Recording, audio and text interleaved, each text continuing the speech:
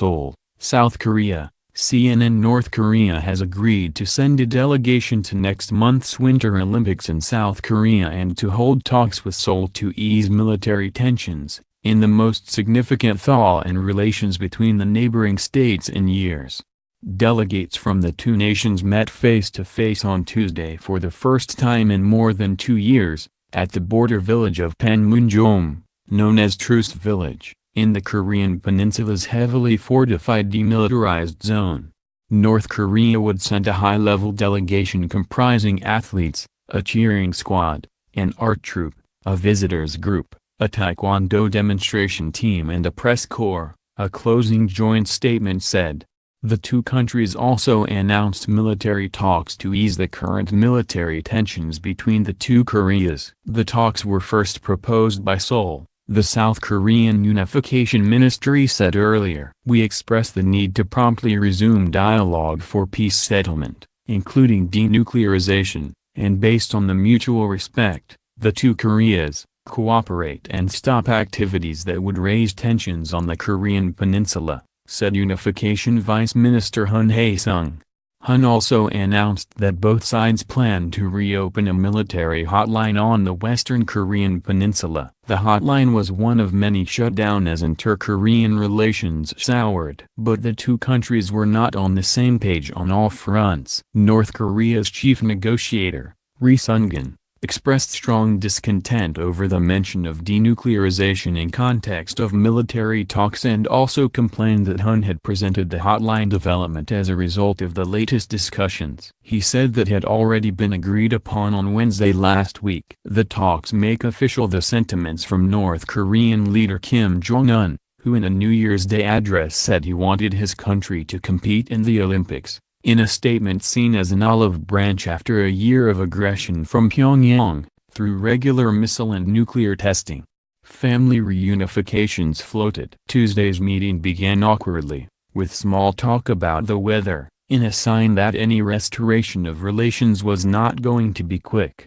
Entire rivers and mountains are frozen, Ri, the North Korean negotiator, told reporters. It wouldn't be an exaggeration to say that compared to nature's weather, the inter-Korean relationship is even more frozen. The 5-member North Korean delegation, dressed in fitted Western-style dark suits and polished dress shoes, arrived at the border via motorcade shortly before 9:30 a.m.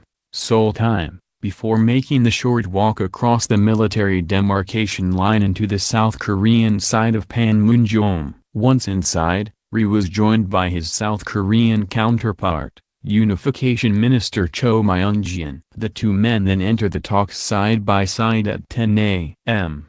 Seoul time. South Korean negotiators also floated organizing another round of reunifications for families separated during the Korean War, which is technically still ongoing, as no formal peace treaty has been signed.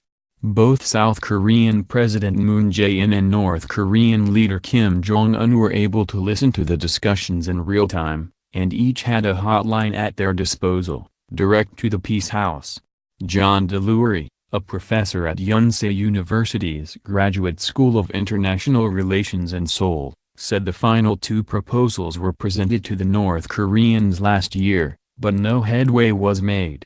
South Korea has been working at this for a long time, he said. Seoul already proposed those things, let's get our militaries talking and let's reunite families. Technically, North Korea really never said no. A turbulent year. Tensions on the Korean peninsula escalated in 2017, with Kim overseeing significant advancements in Pyongyang's nuclear and long-range missile technologies.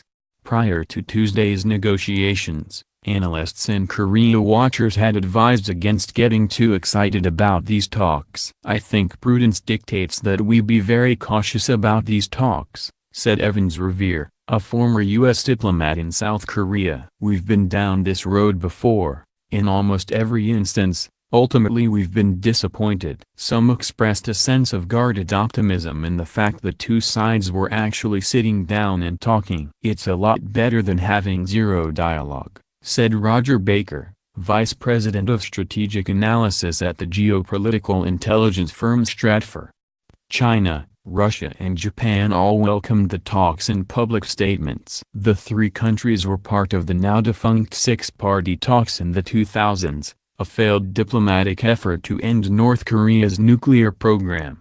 Let the games begin. To date, the only North Koreans to qualify for the Pyeongchang Games are the figure skating pair of Ryam Tae-ok and Kim Yu-sik. However, the North Korean National Olympic Committee did not meet an October 30 deadline to accept their spot. The International Olympic Committee, IOC, which organizes the Games, has welcomed talks between the Koreas. In a statement provided to CNN last week, the committee said it would keep open its invitation for a North Korean delegation to participate and will take the final decision in due time. Last week, a spokesman for the South Korean Unification Ministry said he believed North Korea and the IOC would hold talks in the coming days.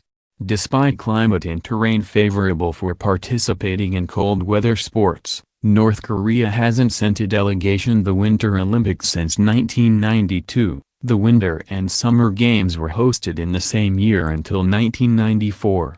Pyongyang boycotted the 1988 Summer Games in Seoul after efforts to jointly host the event with the South collapsed. North Korea, along with a handful of other allies of the USSR, also boycotted the 1984 Los Angeles Olympics in response to the U.S. boycott of the 1980 Olympics. Since the 1988 Games, North Korea has participated in every Summer Olympics. They took home 7 medals during the Rio Games in 2016. In his New Year's speech, Kim called the Pyeongchang Games an auspicious event and said his country earnestly wished for them to be a success. North Korean state media has not yet appeared to comment on the outcome of Tuesday's talks, and it remains unknown whether the Kim regime has attached any conditions to its decision to attend the Games.